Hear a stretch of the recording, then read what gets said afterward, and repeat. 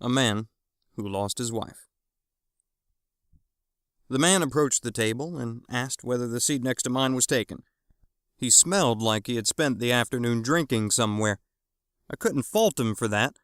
I'd had a couple myself before the dinner was scheduled to be served. "No," I replied. "Have a seat and join us for dinner." I had recently flown to a city in the Southwest to attend the annual conference of a charitable association of retired servicemen. The dinner was the president's reception dinner, a catered, welcoming affair in which the association president greeted the attendees and their wives and laid out the schedule of events for the 4-day conference. "Thanks. Hey, the bar's still open. Join me in a cocktail before dinner?" I thought about it for a moment. "What the hell? Don't mind if I do. Vodka and tonic for me." "Vodka tonic. Got it. Be right back." The man turned and walked unsteadily to the hotel bar, ordered the drinks, and returned to the table. I was impressed with the man's dexterity once he had the drinks in hand. He didn't spill a drop on his return trip. "Here you go. Vodka and tonic for you, and a double jack for me. One for each leg. Don't want to wobble when I walk." I nodded. "Words to live by. Thanks for the drink. Here's to health." "Thanks, and back at you. Name's Harry. You sure I'm not taking your wife's seat?" I indicated to Harry that I was attending the conference alone. "Stay where you are, Harry. I'm here by myself." Well, okay then. Leave the wife home, did you? Or don't she like these meetings? I like 'em myself. Get together with old friends every year. Have a good time, you know?" I nodded and gave Harry a friendly smile. "No, I'm divorced. I'm usually traveling solo for these affairs." It was as if Harry hadn't heard me reply. He continued his monologue in a loud voice. "And did you see the set of cans on that bartender? Is she hot stuff or what? Man, oh man, what a honey!" I was beginning to second-guess my decision to invite Harry to join me at the table. He was obviously drunk, and his crude remark was loud enough for the dinner guests several tables away to hear his every word. The small talk between the other couples at the table nearest to ours ceased, and all eyes were focused on Harry and me. Icy stares would be a more accurate description of the attention that the two of us were getting from the married guests at those tables. I turned to Harry and made a downward moderating gesture with both hands. "Harry, everyone heard your last remark. This probably isn't the ideal place for talk like that." "Oh, jeez. Was I talking that loud? Damn. I sure am sorry. Didn't know that everybody could hear me. Not used to coming to these things by myself. My wife would always tell me when I was getting too loud and all, but she ain't with me no more. Lost her 2 years back." I wasn't exactly sure what Harry meant by lost her, and was pretty sure that I didn't want to hear Harry's explanation. I decided to take the conversation along a different track. "Harry, have you signed up for any of those scheduled tours?" "What? Oh, the tours. Yep. Signed up for 2 of them. The Alamo and that canal boat tour that goes right through downtown. They ought to both be pretty good. You know, once I see the Alamo, I can say that I've been to where old Davy Crockett was born and where he died. He was born near Johnson City, Tennessee, you know. They got his ma and pa's dirt floor cabin all preserved over there. Not much to it either." That is something, isn't it? I don't think that I've ever met anyone who's been to both places. Uh-huh. Got a whole state park there with RV hookups and all. Real nice the way they fixed it up. Gonna take the downtown barge tour, too. Goes right through the city, past restaurants and shops and all. She would really like that one, you know?"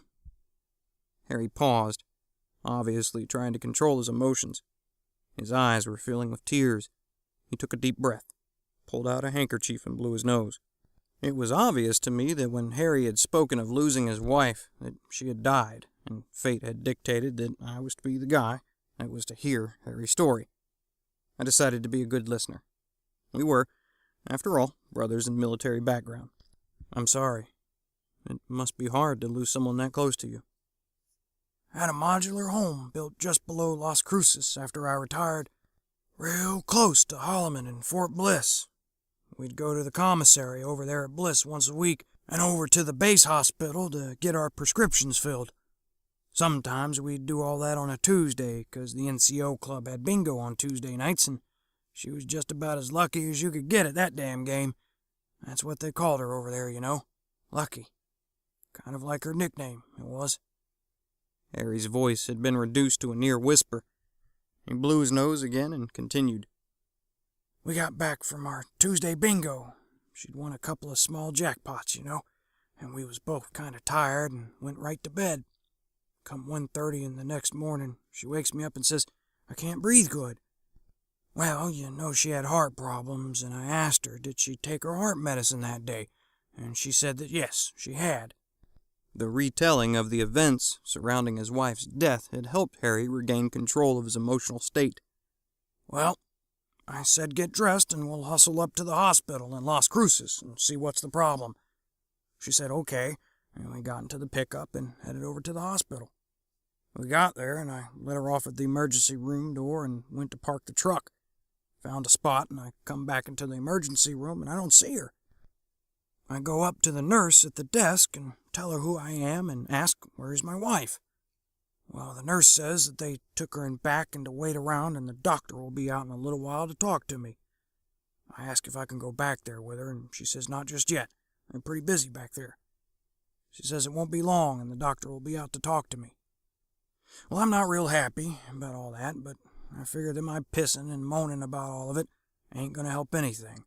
So I go over and sit down to wait for the doc to come out and tell me what the scoop is. I was a bit ashamed for having tried to manipulate the conversation earlier for my own selfish reasons. After 2 years had passed, Harry was obviously still unable to cope with the loss of his wife. Harry, I'm empty and it's my turn. How about a refill? Well, yeah. Just a beer this time. Coors if they got it. I'm about topped off on the Jack. Done. I walked over to the hotel bar, purchased 2 bottles of Coors, returned to the table, and sat one down in front of Harry. So, Harry, was it very long before the ER doctor came out to talk to you? Harry gently touched my bottle of Coors with his bottle. Thanks. Good health and cheers. Took the doc about half an hour before he comes out and says that she's having a bad time with her heart failure and was she on some kind of medicine pill called Furside or something like that. I showed him a list of the medicines that she took, and he nodded and said, yeah, it was on the list. And he said that they were going to admit her and try to get some water out of her. She had been telling me of late how her ankles and everything was swelling up, and that it was getting hard for her to walk. Said the next time we was over to Bliss that she wanted to make an appointment with a doc over there to see what they could do. So they admitted your wife to the hospital? Yep. Doc said that there wasn't any reason to be worried, that I should head home and get some sleep, and by the time I got back to the hospital the next day, she'd be ready to go home, probably with some new medicines that would help her heart more. I wasn't real hot on leaving, but the doc said that they'd be busy with her for a while, and I couldn't go back there while they was working on her, and the best thing I could do was get some rest in my own bed. Said they'd call me if anything was to happen. So you went home to get some shut-eye? Yes? Went home, but didn't get much shut-eye. Phone rang about an hour after I got home. Caller ID showed it was the hospital.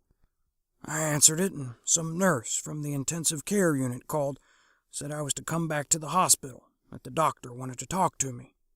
I asked her what was going on, and she said the doctor would talk to me when I got there. I figured that maybe they needed some more information about the Medicare or the TRICARE, so I got up, went back over to the hospital to give them whatever they needed to have and to get my wife to take her home. Harry paused, drained the bottle of beer, and wiped his eyes with his handkerchief. Got over there, and they take me into an office, or some chief doctor or something, and they tell me that my dear wife has died. I said, how could that be? They said they couldn't get the water out of her lungs fast enough, that her heart wasn't working good enough to get the water out. Harry paused again to get control of his emotions. She drowned in her own water. We'd been married 37 years. Harry looked down at his dinner, which had been served while we were talking. I don't feel real hungry now. I'm going to head up to my room. You going on the Alamo tour tomorrow? I nodded. Sure am, Harry. Ought to be pretty interesting bit of Texas history. Well, maybe we can get together and take the tour together, seeing as we're both flying solo. I nodded again and smiled. Who could pass up the opportunity to tour with a guy who was seen where Davy Crockett was born?